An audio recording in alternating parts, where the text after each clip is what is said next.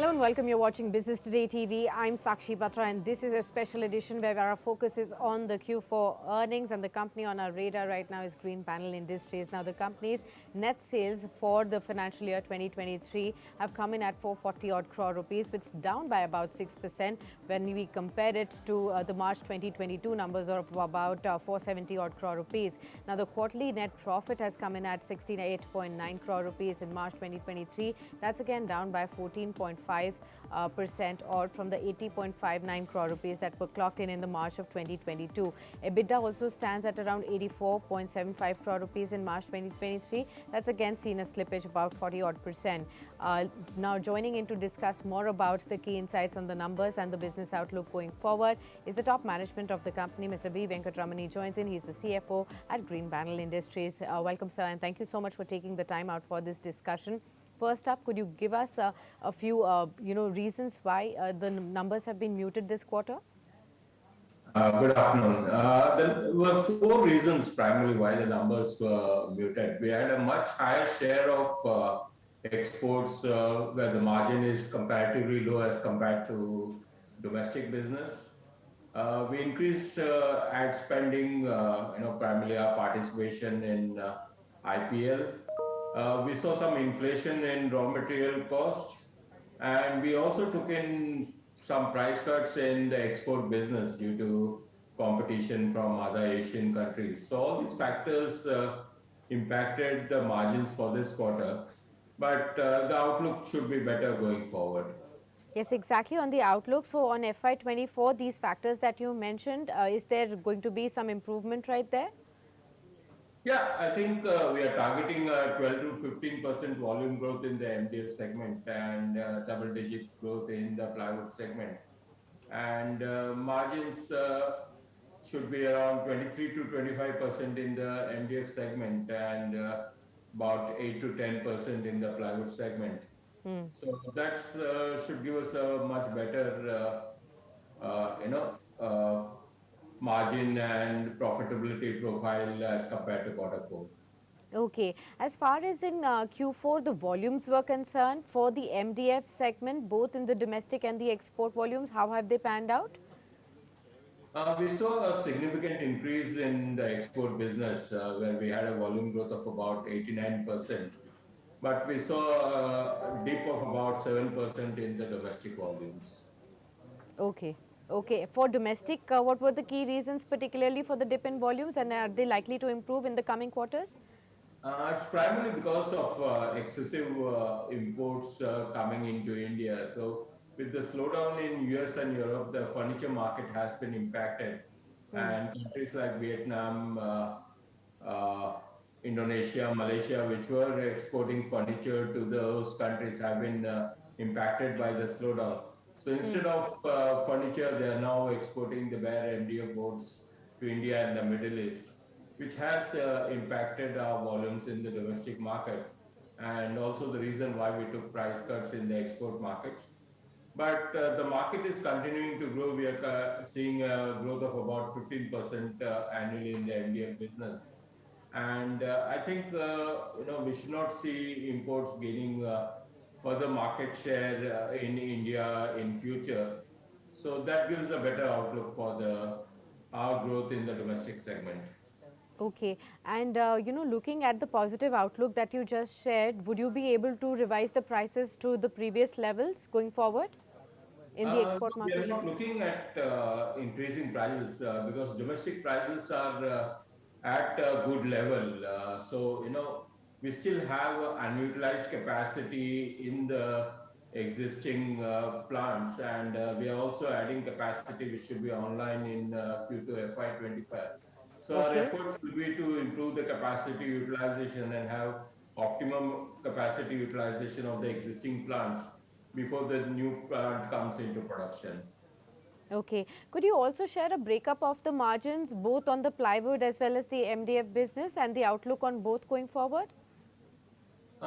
We had a 22% EBITDA margin in MDF in Q4, and overall for the year was about 27.5%. Plywood was significantly impacted in Q4, so it was almost nil, and for the year was about 7%. Going forward, we are looking at a 23 to 25% margin in the MDF business and 8 to 10% margin in the plywood business. Okay. Speaking about the entire home building industry, we've already seen, at least in the domestic markets, the real estate sector has had good demand so far. Post COVID, we've seen a sharp bump up right there. Has that translated for you as an industry in the home building sector as well? And going forward, what is the demand looking like? I think we have still not seen the full potential of the real estate business in India. So apart from a few large listed entities, the majority of the segment has been facing headwinds in the form of availability of finance for new projects.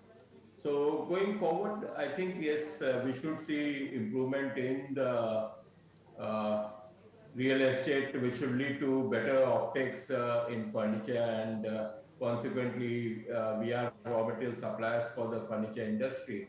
And we continue to take market share away from the cheap plywood segment, so which has been the primary contributor to our business.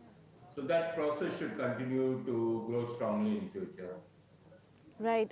Sir, could you also share for all our wider audiences as well, what is the current revenue mix looking like from both of these key businesses of yours, the product portfolio, and also if you can share geographically, what is the revenue mix like? Okay, so about we had a 88-12% revenue mix in quarter four, and but I think the stable mix should be about 85% MDF and about 15% plywood. And on the domestic export, roughly about 75% of our revenue should come from domestic and about 25% from exports. Okay, and is it likely to stay this way or do you expect any changes? Going forward, as the domestic markets continue to improve, I think we should see a larger share from the domestic segment. Got that. And if could you quantify that? What would that larger share, what do you aspire that to be? See, ultimately, our aim is to have about 85 to 90% share from the domestic markets and 10 to 15% share from exports. Noted that. You did talk about your expansion plans and, capacity additions that you would be doing. What would that entail for? I mean, would it be for the MDF business or would that also be for the plywood business in FY24? We are currently doing an expansion in the MDF business, so adding 230,000 cubic meters, which will increase our capacity by about 35% on the existing. And this should start commercial production in Q2 of FY25. Okay. We are assessing the plywood business, and once we start seeing significant improvement in real estate, we'll take a call on expansion in plywood. Okay. Would you also be, raising any debt for these expansion plans or raising any equity? Yeah, we will be taking some debt for the MDF expansion. So it's just because there's a timing difference in the cash flows. But we expect to move back to net debt negative status in FY25 by the time the project is completed. Okay, got that. Well, thank you so much, sir, for being with us and sharing all these insights about the earnings. And here's wishing you all the very best for the upcoming quarters as well. And hope to touch base again with you to understand more about the business outlook going forward. Many thanks for being with us.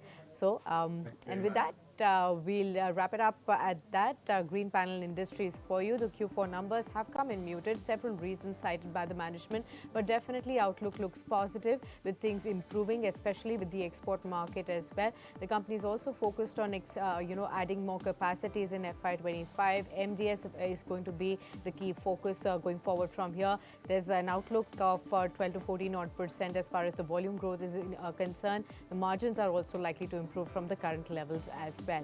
We'll keep an eye out on the earnings front and continue to get you all the top management voices to understand straight from the companies what are they going to be doing and what are the expansion plans, business outlook looking like. Stay with us on Business Today TV to catch all those updates, and don't forget to also continue to touch base with us from our other social media handles, that's Facebook, Twitter, LinkedIn and Instagram. Until then, thanks for tuning in.